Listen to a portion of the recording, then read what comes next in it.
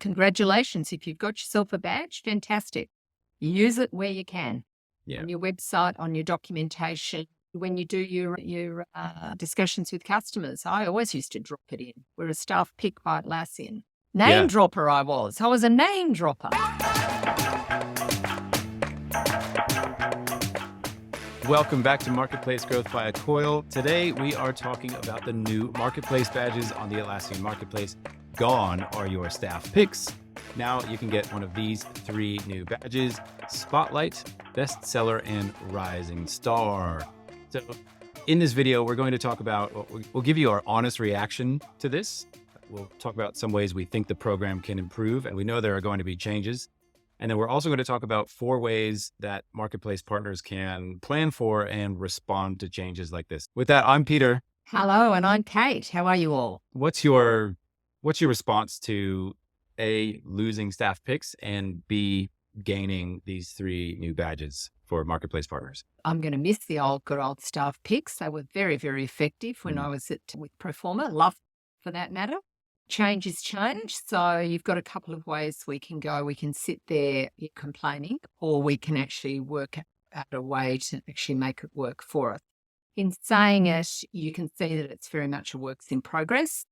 And so I think there are some things for improvement. There was a great suggestion at the moment. I think it's quarterly the badges stay in place. And the thinking was, could we make those monthly? I don't think that's such a bad idea, just to keep the dynamism and enthusiasm going. I think also just in terms of your search and your ability to find these things. But all in all, I think from the customer's perspective, it'd be interesting to see what Atlassian's research says on this, because I haven't done any. But my feeling was just anything that Atlassian put a badge on, customers then saw it as a badge of quality, or that Atlassian has in some way given a tick. I don't think they're too fussed about actually what it is as a badge. So I think that probably still continues. So I think you've got more opportunities and you've now got more badges, which is a tick. I think it's a works in progress, but I think you also just need to focus on the things you can control, because a lot of this is out of your control now. I think I'll miss the staff picks myself as well. I liked the fact that there was actually a submission involved in that. Whereas with these badges, you're earning your way there. The criteria to earn your way there is a bit fuzzy, but yeah, I think you can infer a few things by looking at the Spotlight, Bestseller, and Rising Star categories on the marketplace. But I actually liked that there was a bit of a filter. If someone wasn't interested in getting a staff pick and they didn't submit for it, then, that was kind of on them, I guess. Yeah. I'm sure staff pick stuff it can feel like someone's playing favorites, but I don't know. I liked it. Maybe I liked it because we got staff pick quite a few times. I was going to say, Pete, because you're on the list. Yeah. But I think you can see that it looks to me, and I haven't done the deep dive on all of this, but it looks to me like install count gets higher currently than the actual reviews. Because if you look at some of the ones, clearly they're 3.5 stars, not 4, and they're still getting up. Whereas all on the what is it, the new starters, the Rising Stars? Rising Stars, yeah. They all seem to have 4 stars, although I did notice that there seemed to be a bit of discrepancy of sometimes them showing and not showing, etc. But I'm sure they'll get worked out. Yeah. So I think that gives you a signal, but I think there's other things you can also think about with this too. In terms of where this program is going, I think we've heard that there will be more badges coming, so more opportunities.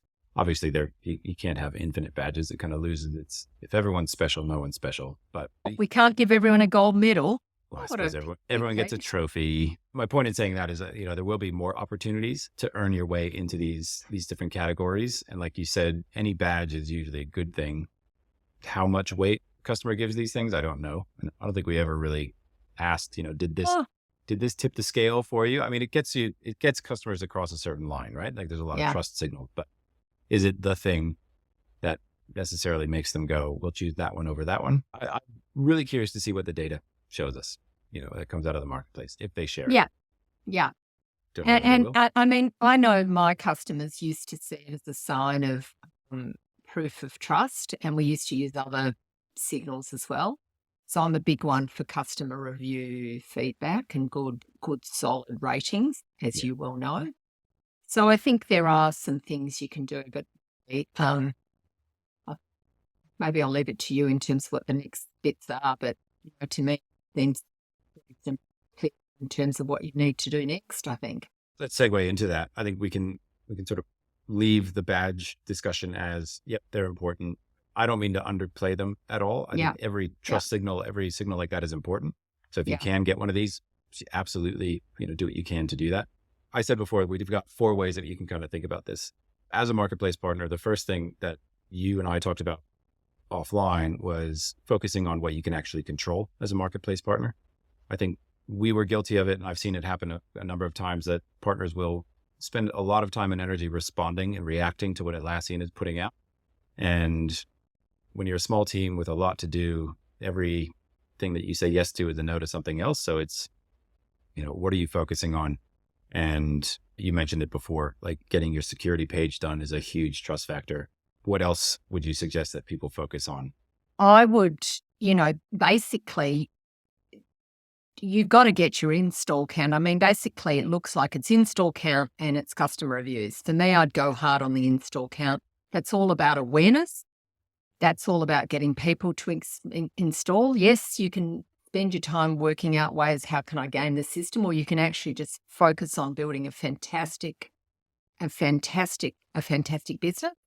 And the way to do that, I think, in this instance, is you just double down on that ideal customer profile, your current one, and just double down hard and pivot to make sure all your messaging is razor sharp. I'd experiment with what's worked based on stuff in the past, because it's all about awareness. To get eval, you have to have awareness of your product, and it has to stack up. So for me, it's doubling down on your ideal customer segment and just getting really, really tailored and getting that looking schmick. Yeah, I think the way that you put it before was like focusing on the basics, right? And that's actually, to me, just going back to what actually matters in the business. And, at the end of the day, the way badges should be is they should be earned. And I think the way that you earn them, especially in this new system, is to grow your install count. Exactly what you just said. Make sure that you're talking to the right people and selling as much as you can to the right customer. Because if it happens a lot, right? A lot of customers, you can go out and sell to the wrong people and get bad reviews, and that doesn't work out great for anybody. So I think I'm totally aligned with you on that one, is nail that customer profile, talk to them on your marketplace page, off the marketplace. And we've talked about this a lot. Like you said, go for the reviews. Yeah, that's the number 2. The reviews are, I think, also important, because that's another way that you can probably control and influence that a little bit more. And we know that does tick to get the overall in the scheme of things. I think I would be using support, because they're already warmed up, and I'd be using support to get the extra engagement. We've talked about it a lot on videos, but to me, your support helps here. Because if you help them, they're more likely to be responsive to giving you some feedback. And plus, also potentially a reward system for people who give you rewards. Reviews. Reward for the review, Peter. Reward. Yeah. Let's say that 10 times fast off camera.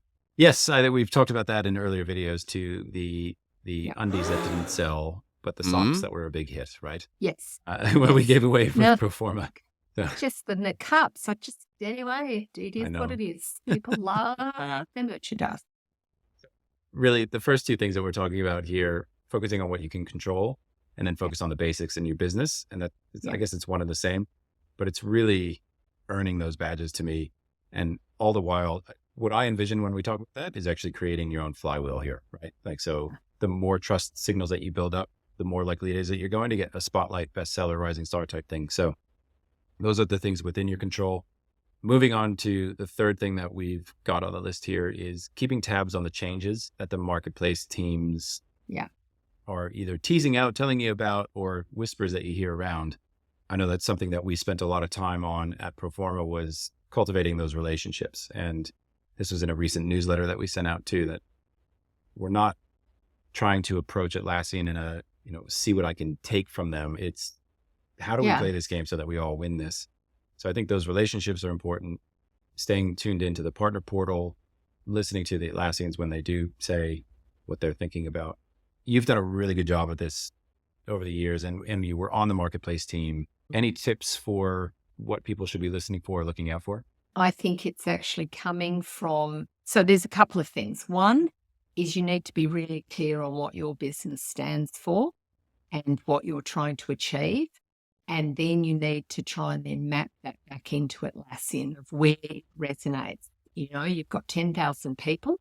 And so you need to find people who are interested in your app because it helps them with the work that they do. So that's always important, is you actually find the like minds. And two, I think it's actually about being human, and you're there to help. You're there to help, and you're not there to be a parasite. So I think that's exceptionally important. And number three is you need to be strategic. You need to actually plan what you're trying to achieve based on your business objectives. Yeah. So just like we talked about writing strategy down, you actually need to write down a strategy for engaging with Atlassian and committing to how long and how much, because it can swallow you up otherwise.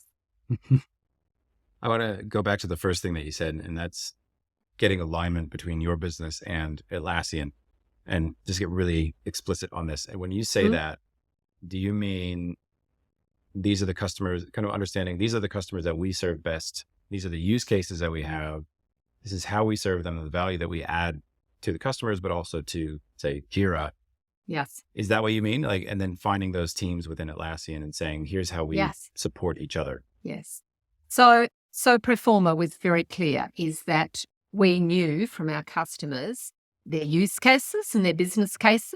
And then we knew, for example, that it was very strong for JSM customers. So therefore, what JSM was doing was more important, for example, than one of the other Atlassian products, for example, with Confluence. So we were always very mindful, and then you break it down to marketing, break it down to product management, you break it down to market research, you break it down of all the bits in your business you're doing, and then how does that relate back through to Atlassian? So which is why I love all the user events. It's why if there's any Atlassian, you turn up and chat to people, chat. That's it, isn't it? Show up. Show up. Yeah. Keep showing up. And the last thing that we've got on the list today is, if you do get a badge, what are you going to do with that? And are there ways that you can plan up front? And how are you going to leverage it and use that to your advantage? Obviously, it's a really nice gift to get. So what are your thoughts on that? What should people be thinking about? Where they can use it, where they can, on all their documentation, just everywhere, basically, a badge of honor.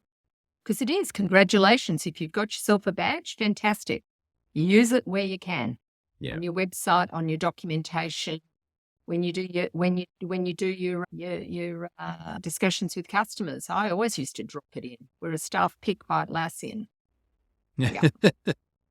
Name dropper I was. I was a name dropper. Hey, selling. Yeah.